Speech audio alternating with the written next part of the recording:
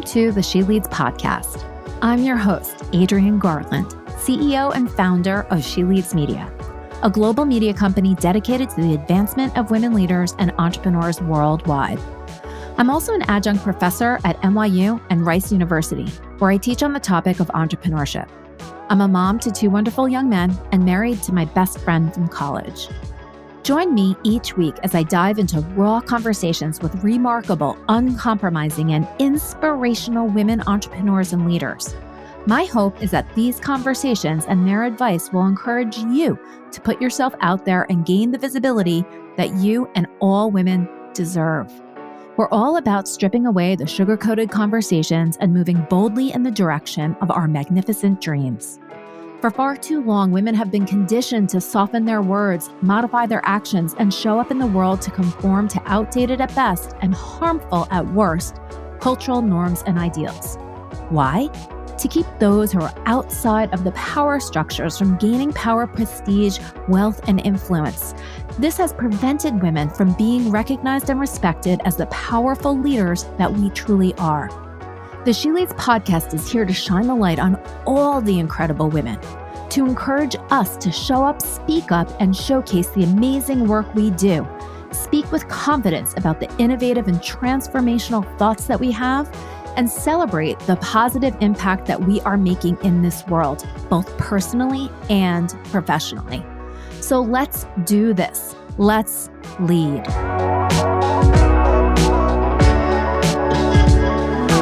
Hi, everybody, and welcome back to the She Leads podcast. This episode is brought to you by the She Leads Podcast Network. It's the podcast network for women by women. So today, let's welcome Shani Bocian to the podcast. Shani's the visionary founder and CEO of Allermi, a groundbreaking telehealth startup based in San Francisco that aims to improve the lives of chronic and seasonal allergy sufferers with personalized prescription nasal sprays. Founded in 2021, Allermi has quickly garnered attention and funding for its innovative approach to combating allergy symptoms. I cannot wait to speak to you, Shani. Welcome to the She Leads podcast. Thanks so much for having me. It's actually like the perfect time to speak to you. So you're in California. I am here in New York, and allergy season is in full swing. I mean, I teach at NYU, and everybody in class last night was sneezing their heads off.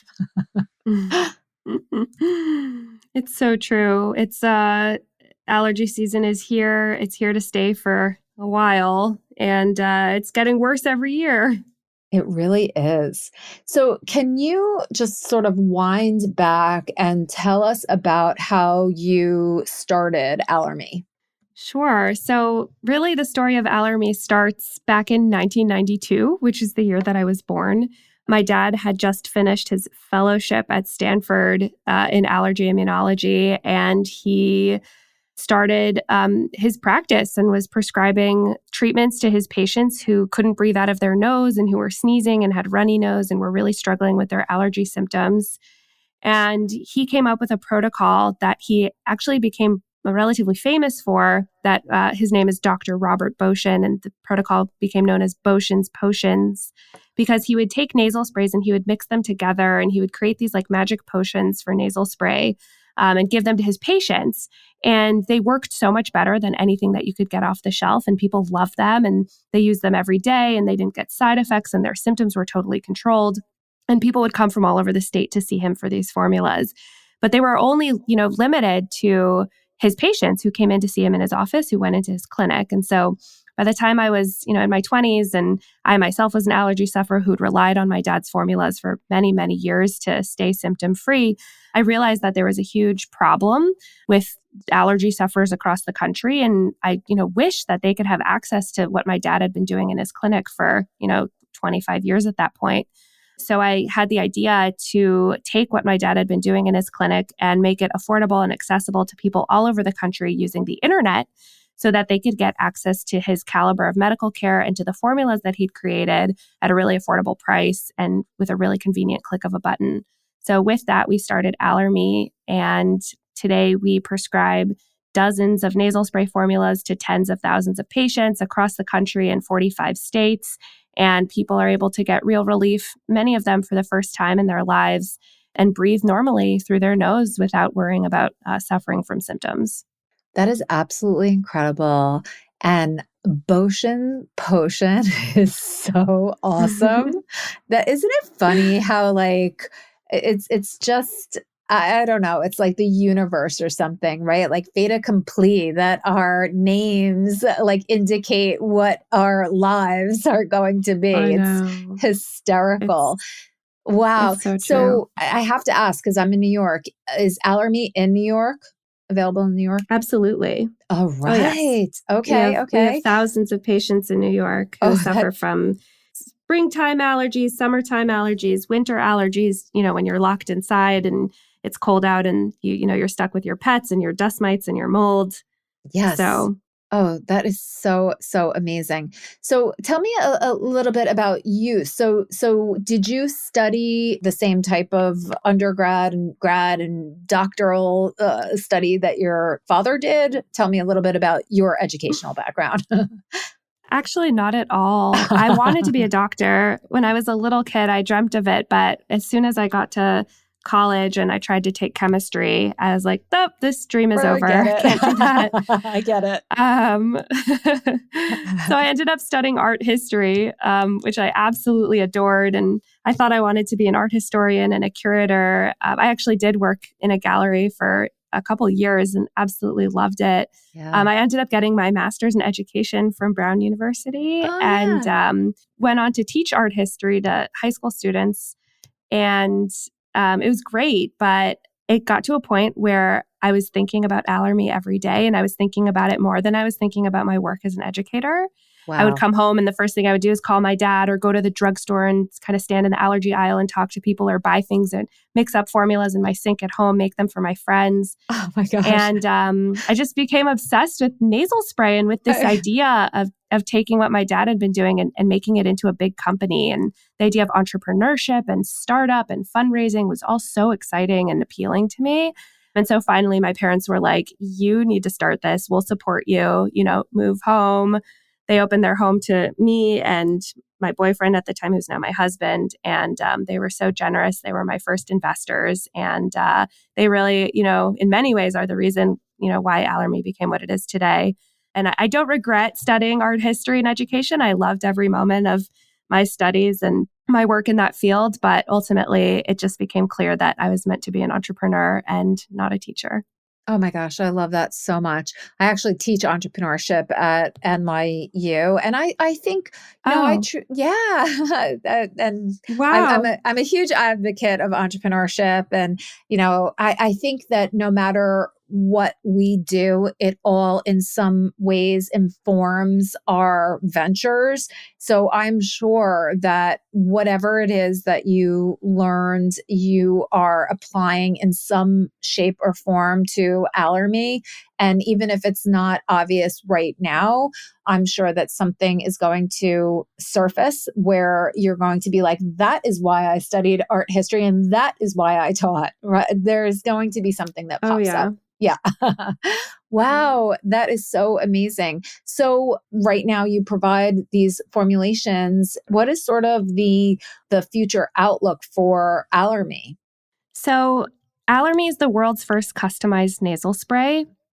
And what that means is that we take multiple active medication ingredients and we combine them into one single bottle so that when you take a spritz of nasal spray in your nose, you're getting multiple medications to target multiple different symptoms. So there's one to target runny nose, there's one to target sneeze, there's one to target inflammation, there's one to target stuffy nose, and they work synergistically all together to get you the best possible relief. And then on top of that, we adjust the percentages of those medications. So someone with a lot of runny nose will get more of the medication for runny nose. Someone with a lot of swelling will get more medication for inflammation.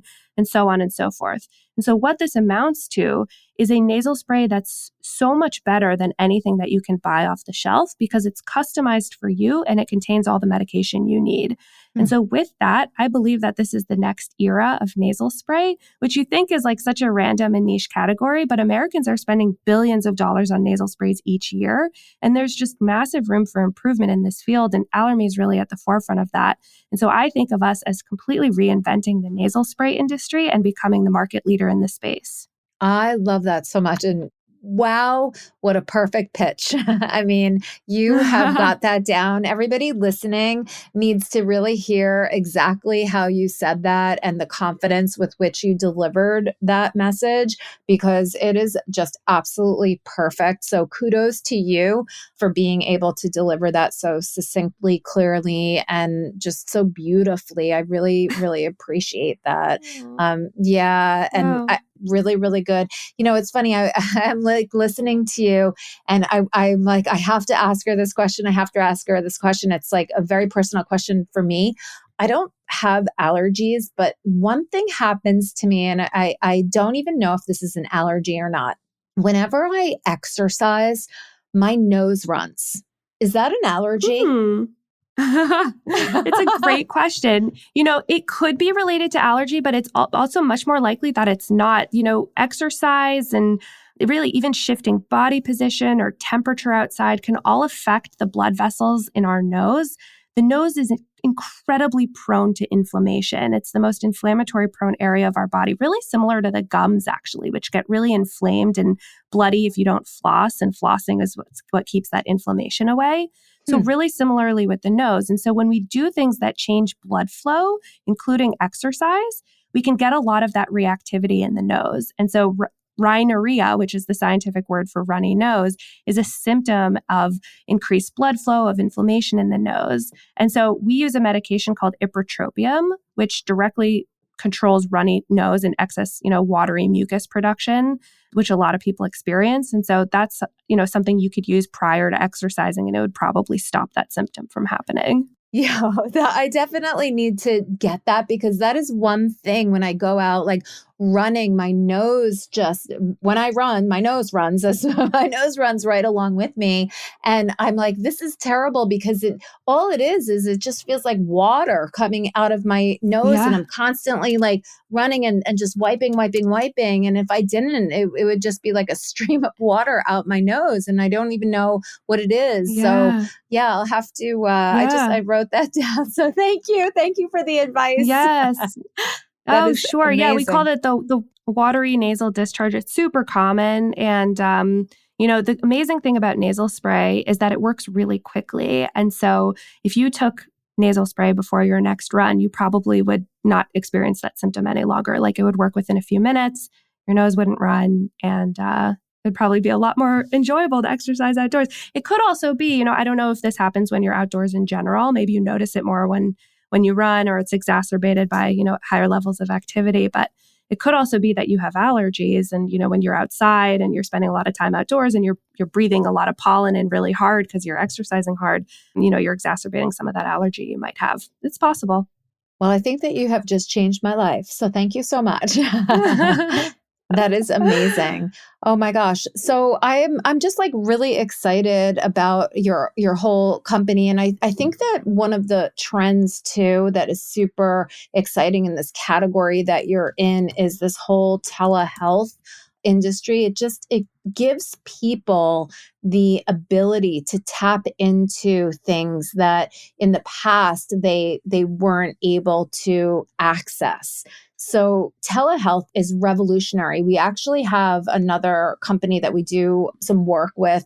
They're called Winona, and they're for women's, just women's symptoms and things like that. And it's very similar where, you're assigned sort of a doctor that talks to you about your symptoms, and then you're issued medication, and they sort of check on you. And I just think that it's so wonderful to be able to access doctors from all over. And I know that there's regulations and things like that. How does that work when it comes to, like you said, you're in, 45 states, you don't have many more states to go, but what is that process for getting regulated? I don't know if that's the right word, but, getting regulated from state to state?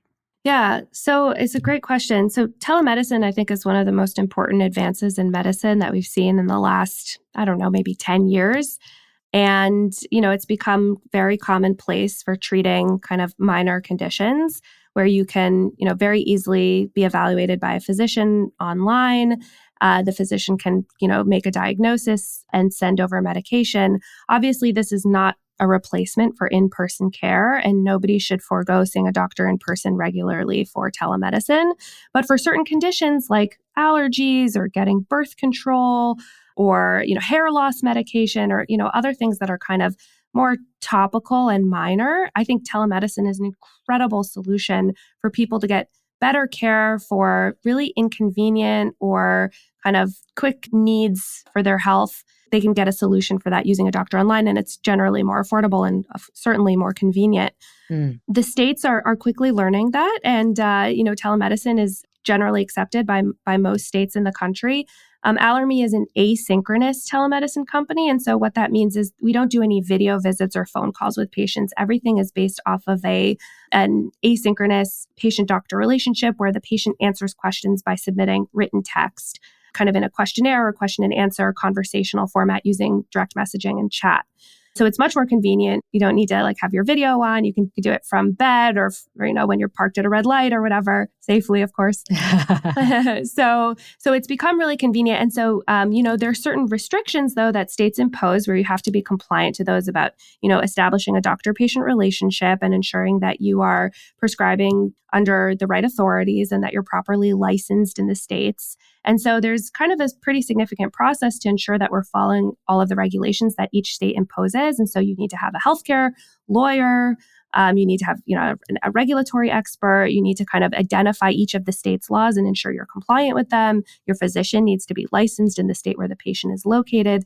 And so it's a pretty intensive process. And for us to get licensed in all 45 states took many, many months. Yeah. We started in one state and then in 5 and then 15 and then, kind of grew quickly. And, the remaining states are states where the telemedicine law is not as advanced as it is in the other 45 states. And, they require things like video visits and phone calls, which just isn't in our capacity right now. And so we hope that telemedicine law continues to modernize and, people in all 50 states can get access to better care and there won't be limitations imposed that are just, kind of inconvenient for the patient. Do you sort of contract, for lack of a better word, with doctors that are in those particular states? Is that how that works? Yeah, so Allermi has its own medical practice, and all of our physicians are licensed in the states in which they prescribe. They don't actually need to be physically located in that state, but they need to hold a license for that state. In the state. Okay, understood. Awesome. Thank you so much for that little education. I was just very curious about how that all worked because I am not in that world at all.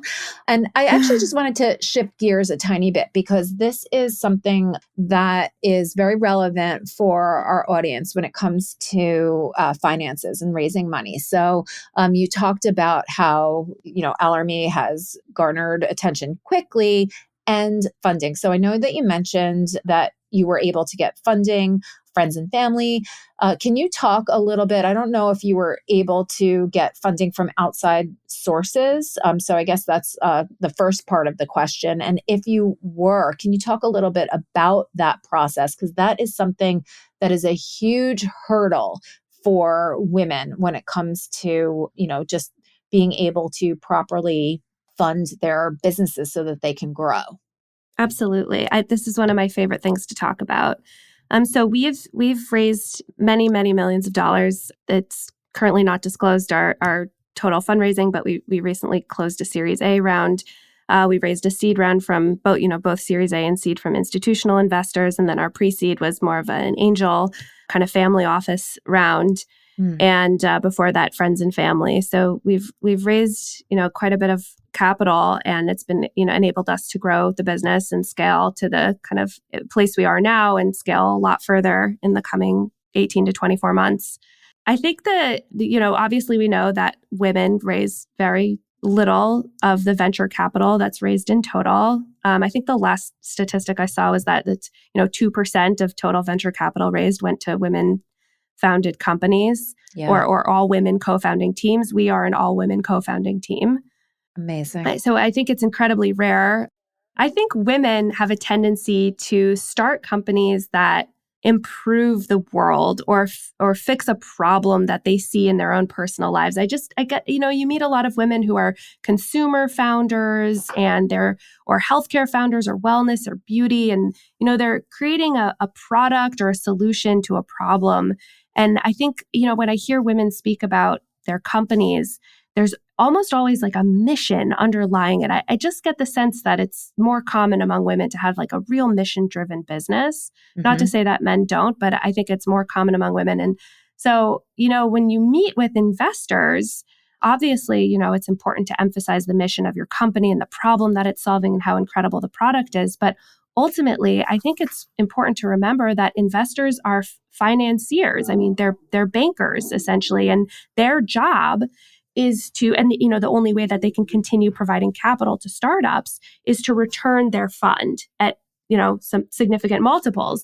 And so whenever I speak to women founders, I always try and emphasize that the potential to exit your business at a significant multiple and help an investor return their fund to their limited partners is kind of the focal point of what should be emphasized in your discussion with an investor. So essentially, what's the potential financial outcome of your company, and to speak to investors like what they are, which is financiers and bankers who are investing capital for the sake of a return. And I think once that I made that transition and kind of shifted my focus to like, oh, people can't breathe out of their nose, we need to help them, to this company is going to be massive and we can exit for like an X multiple on revenue and an X multiple on EBITDA. And these are 3 case studies of similar companies that have exited at this multiple. And I think that shift really kind of helped us be taken more seriously by real institutional investors. And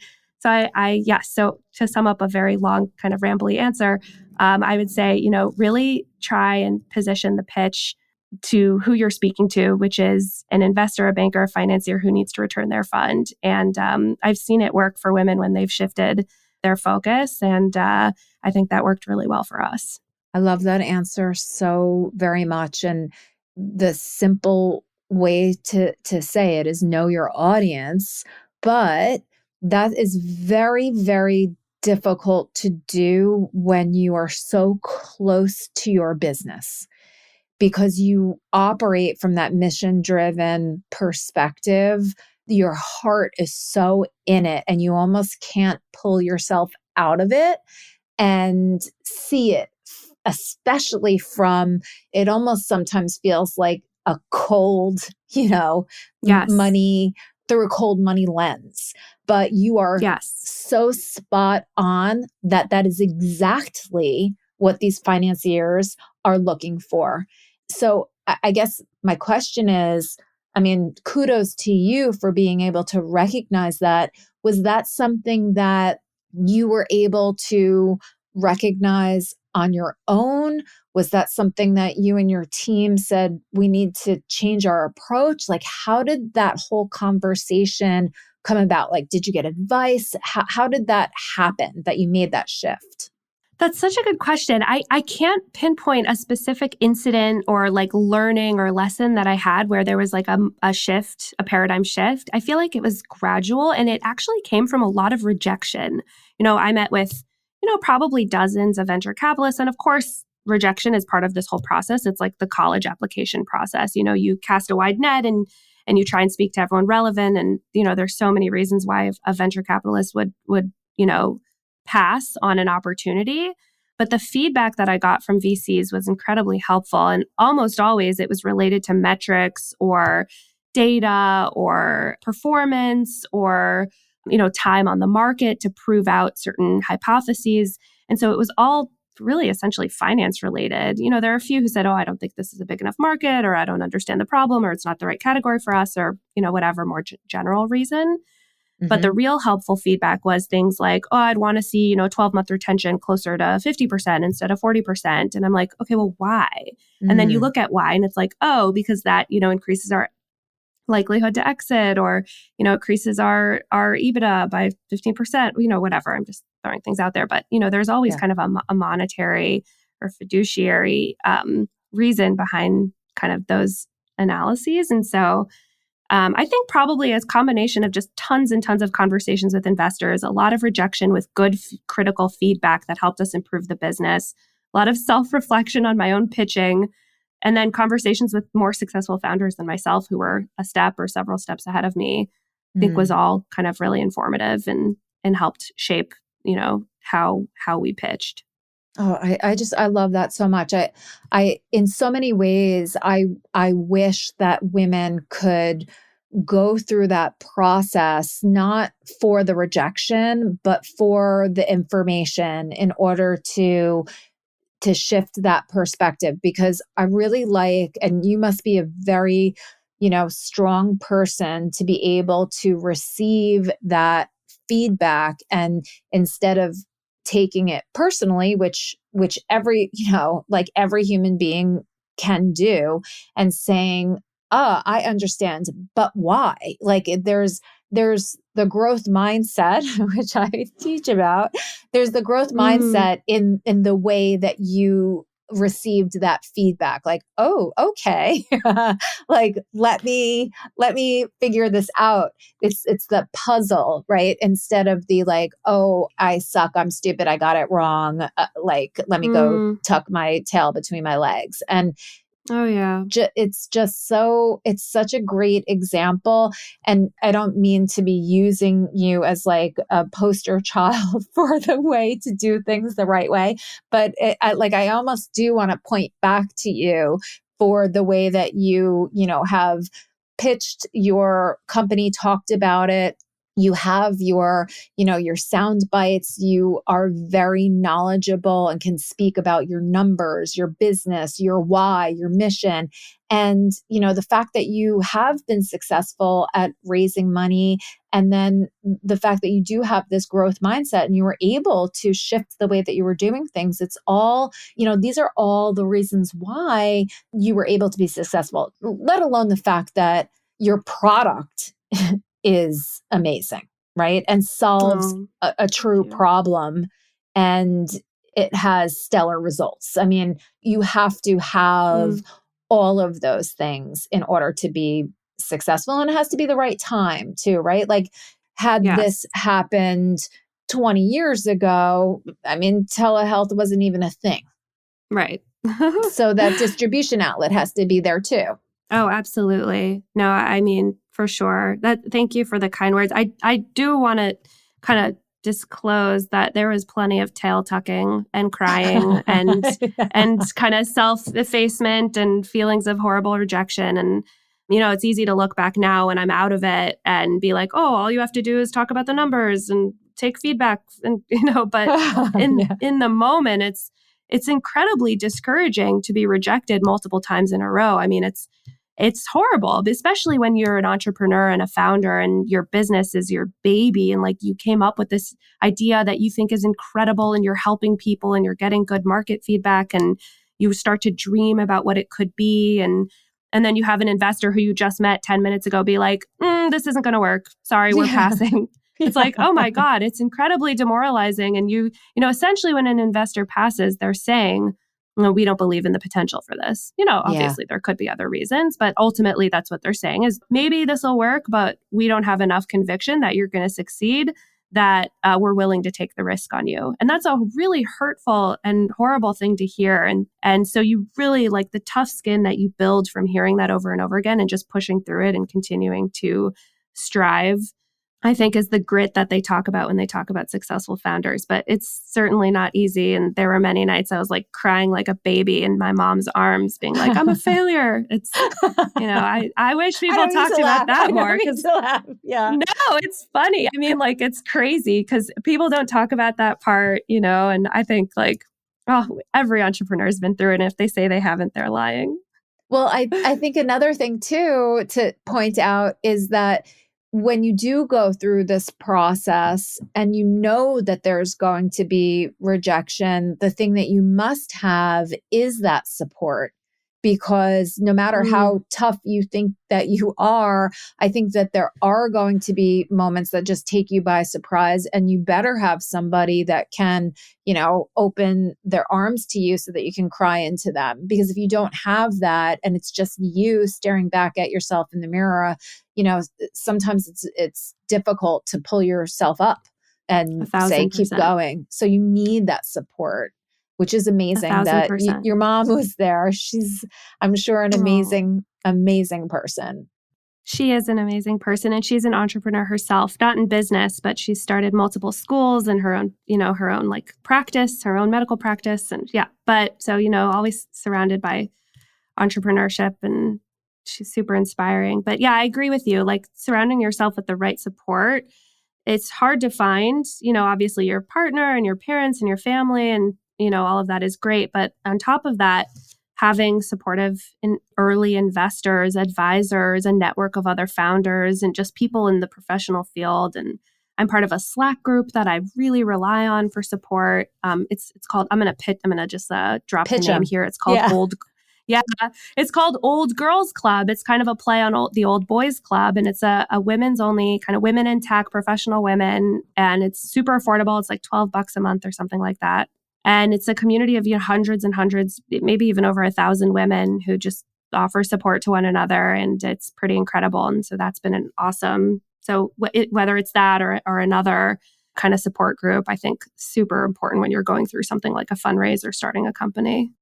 That is so awesome. And thank you so much for that resource. I think that's incredible. And it does sound, very, very affordable. And we do all need support because it can get very, very lonely. And it's nice to be able to reach out to just different people in community. And I think that it's so important because more and more women are starting businesses and going out and raising money and doing all the things. So I'm definitely going to be looking into the Old Girls Club myself. But I think you'd love it.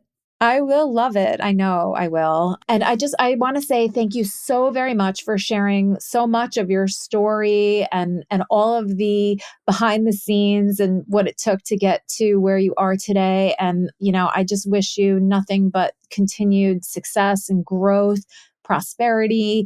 And I admire everything that you've done so far. And I know that you're just going to do so much more in the future. And I can't wait to I don't even remember the name of the ingredient that you said, but I know that it starts with an I.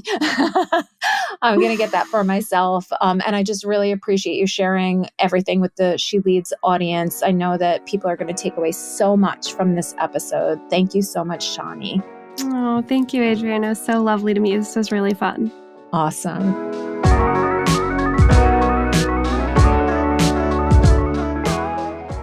This and all of our episodes are brought to you by the She Leads Podcast Network, the podcast network for women, by women. Thanks so much for listening to the She Leads podcast. If you enjoyed this episode and you'd like to help support us, please share it with others, make a personalized post about what you took away on social media, and please leave us a rating and review on Apple Podcasts. This helps our guests and our show to continue to gain visibility and traction. To learn more about how She Leads Media helps women to gain visibility, you can follow us on Instagram at She Leads Media, or you can head on over to sheleadsmedia.com. If you'd like to network with me and other amazing women, don't forget to join us each year for the She Leads Live conference. Thanks again, and we'll see you soon.